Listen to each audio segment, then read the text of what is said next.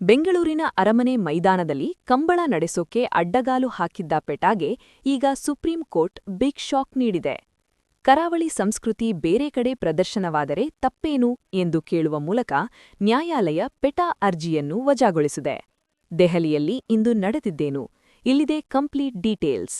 ಬೆಂಗಳೂರಿನಲ್ಲಿ ಕಂಬಳ ನಡೆಸೋದು ಇಲ್ಲಿನ ಸಂಸ್ಕೃತಿಯಲ್ಲ, ಇದು ಕೇವಲ ಬಿಸಿನೆಸ್ ಎಂದು ಪೆಟಾ ವಾದಿಸಿತ್ತು. ಆದರೆ ನ್ಯಾಯಮೂರ್ತಿ ಸಂದೀಪ್ ಮೆಹ್ತಾ ಅವರು ಪೆಟಾ ವಕೀಲರಿಗೆ ಸರಿಯಾದ ತಿರುಗೇಟು ನೀಡಿದ್ದಾರೆ.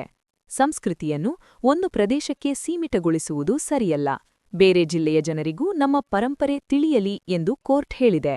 ಅರ್ಜಿ ವಜಾ ಮಾಡಿದ ಬಳಿಕ ನ್ಯಾಯಮೂರ್ತಿಗಳು ಪೆಟಾ ಸಂಸ್ಥೆಗೂ ನಾವು ಕೆಲವು ಪ್ರಶ್ನೆ ಕೇಳಬೇಕಿದೆ, ಆದರೆ ಈಗಲೇ ಆ ಪ್ರಶ್ನೆಗಳನ್ನು ಕೇಳುವಂತೆ ಮಾಡಬೇಡಿ ಎಂದು ಎಚ್ಚರಿಕೆ ನೀಡಿದ್ದಾರೆ.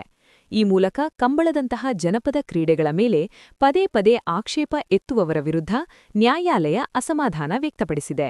ಒಟ್ಟಿನಲ್ಲಿ ಈ ತೀರ್ಪಿನಿಂದಾಗಿ ಬೆಂಗಳೂರಿನ ಕಂಬಳ ಪ್ರೇಮಿಗಳಿಗೆ ದೊಡ್ಡ ಜಯ ಸಿಕ್ಕಂತಾಗಿದೆ. ಕರಾವಳಿಯ ಹೆಮ್ಮೆಯ ಕ್ರೀಡೆ ಈಗ ರಾಜಧಾನಿಯಲ್ಲೂ ಅಬ್ಬರಿಸಲಿದೆ. ಸುಪ್ರೀಂ ಕೋರ್ಟ್ನ ಈ ನಿರ್ಧಾರದ ಬಗ್ಗೆ ನಿಮ್ಮ ಅಭಿಪ್ರಾಯವೇನು? ಕಮೆಂಟ್ ಮಾಡಿ ತಿಳಿಸಿ. ಲೇಟೆಸ್ಟ್ ಅಪ್ಡೇಟ್ಸ್ಗಾಗಿ ನಮ್ಮನ್ನು ಚಾನೆಲ್ ಸಬ್ಸ್ಕ್ರೈಬ್ ಮಾಡಿ.